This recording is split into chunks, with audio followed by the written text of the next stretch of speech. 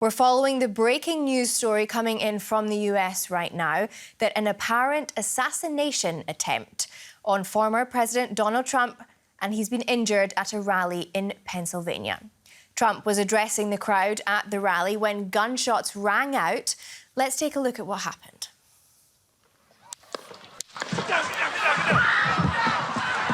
Secret Service officers rushed onto the stage and pulled Trump to the ground. Trump grabbed his ear. He was kept on the ground until he could be taken away. Trump then raised his fist into the air and appeared to shout the words, "Fight." Trump had blood visible on his ear. He was then led off the stage and taken away in a vehicle. Authorities say the shooter has since been neutralized and a person in the crowd has been killed. The Secret Service is investigating it as an apparent assassination attempt. US President Joe Biden has also issued a statement after the attack at the rally. I've been thoroughly briefed by all the agencies in the federal government as to the situation, based on what we know now. I have tried to get a hold of Donald. He's with his doctors. Apparently he's doing well. I plan on talking to them shortly, I hope, when I get back to the telephone. Look, there's no place in America for this kind of violence. It's sick. It's sick. It's one of the reasons why we have to unite this country. We cannot allow for this to be happening. We cannot be like this. We cannot condone this. Well, for more on this story, I'm joined by DW Washington Bureau Chief Ines Pohl, who's joining us now from Washington, D.C. Ines, this story is unbelievable. There is now confirmation that gunshots were fired. What more can you tell us about that? Yeah, I think the most important news is really that Donald Trump, former President Donald Trump, is doing fairly well.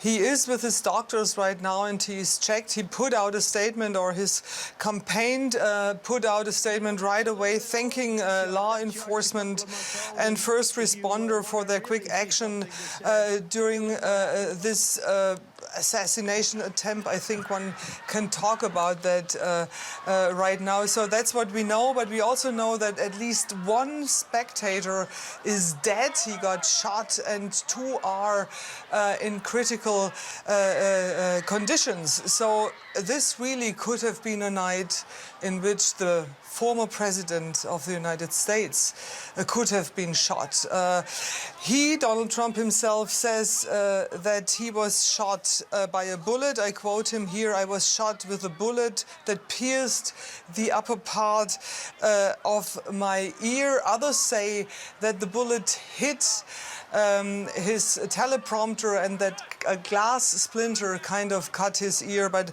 that's definitely something we will learn later. I mean, I don't think it's too dramatic to say that Donald Trump was truly inches away from death there. I mean, what does this mean for the country if this genuinely was an assassination attempt on former President Trump and also for the Republican frontrunner in the upcoming election?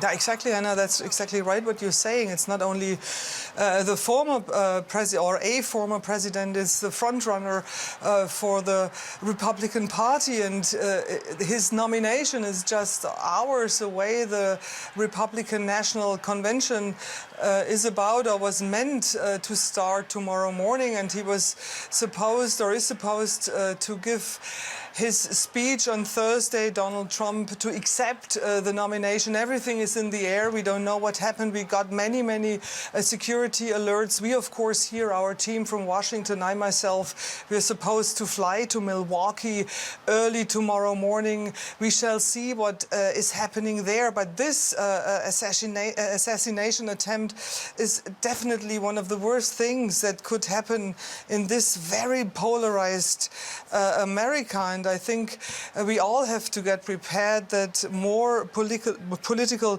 violence and social instability might just occur. And some people are worried that Donald Trump kind of might use that for his campaigning.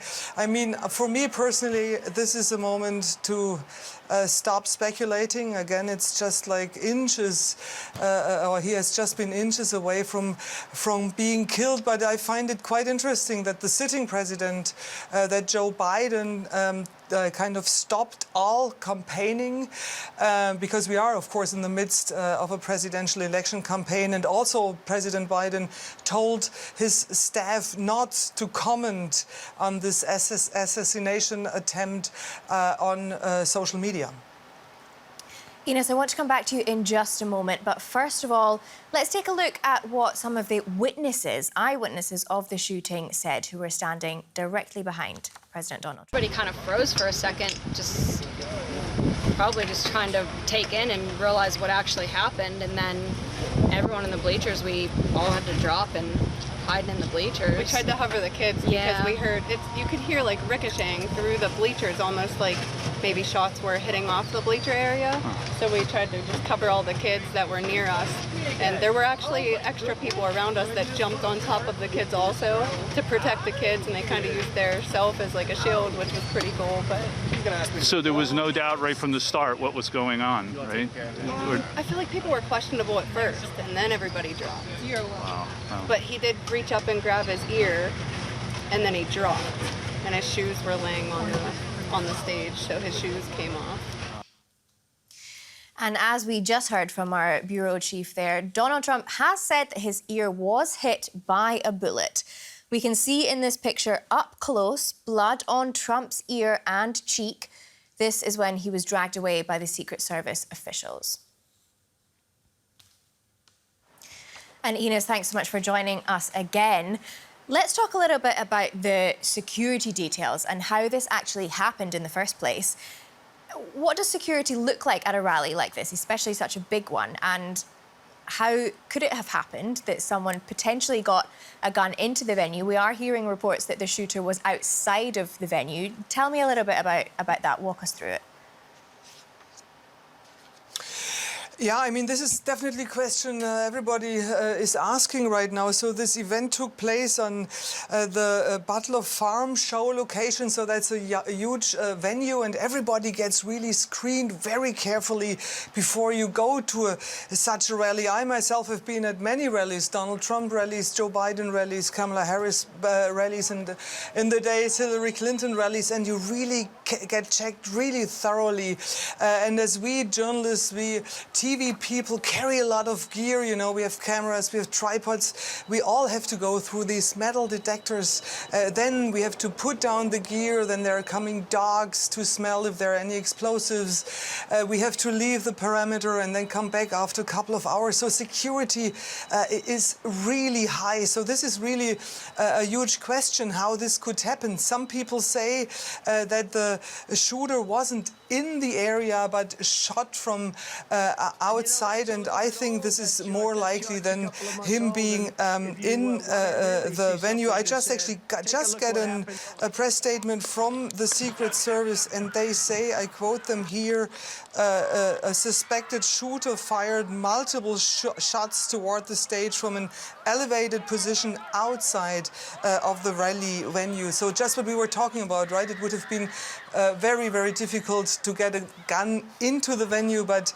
shooting from the outside, of course, was obviously possible, and he was able to harm the president and kill one spectator, and two other people are very, very seriously injured. It's absolutely unbelievable. And like we've spoken about already, this has just happened days before the Republican convention. I mean, what kind of impact will this make on that? This is an incredibly tense situation in the US already right now. Is this incident going to make things even worse? This country is so polarized anyhow, and you know, we always have to bear in mind that in the United States we have more weapons than people.